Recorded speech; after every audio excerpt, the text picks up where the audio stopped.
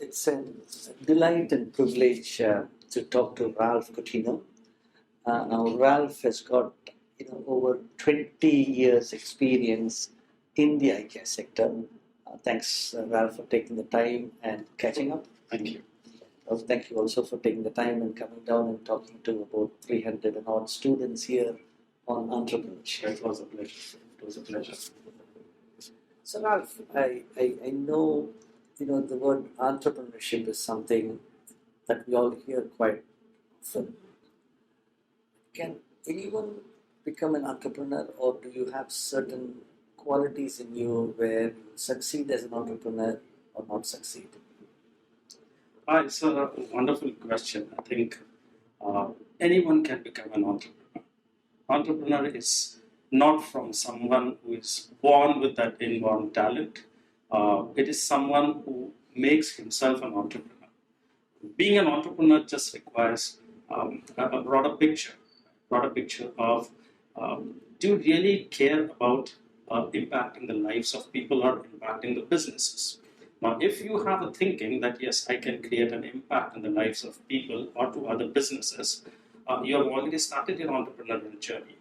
And what it further requires is to basically streamline your thought process.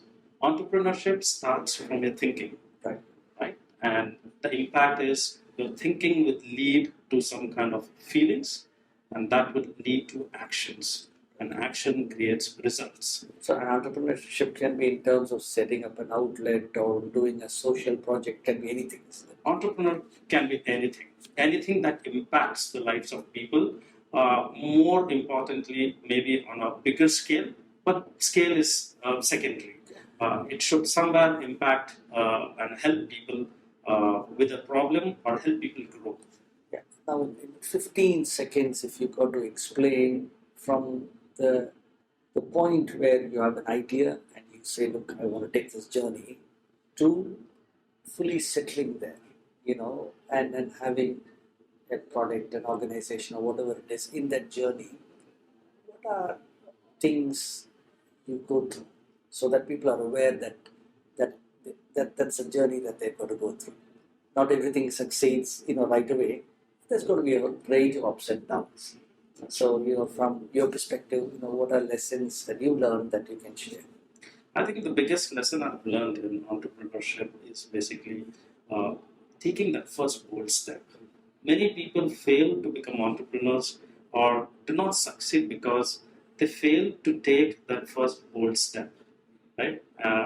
Because of a lot of fear that manifests in that decision making. So the first step I have learned in entrepreneurship is basically take that decision.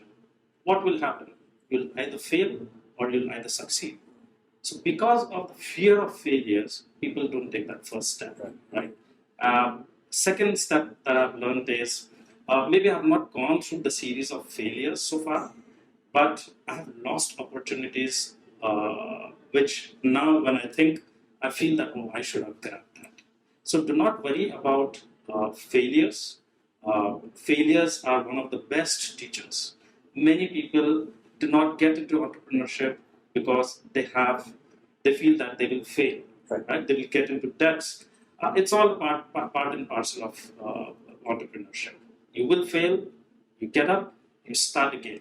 What I would also say is that start watching videos of these famous entrepreneurs, right?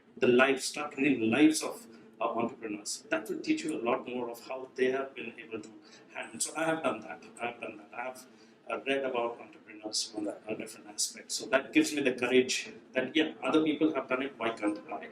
Right? So my very last question is there an age when you start, or can you become an entrepreneur when you're 20, or can you become an entrepreneur when you're 70? It doesn't matter. Mr. Vinod, I feel age is just a number. I take my inspiration from my father. My father started his first business, which is his first successful business, when he was 50. Right? So age is just a number. What really helps you to do is if you start up earlier in life, even if there is a failure, you have time to recover. Right?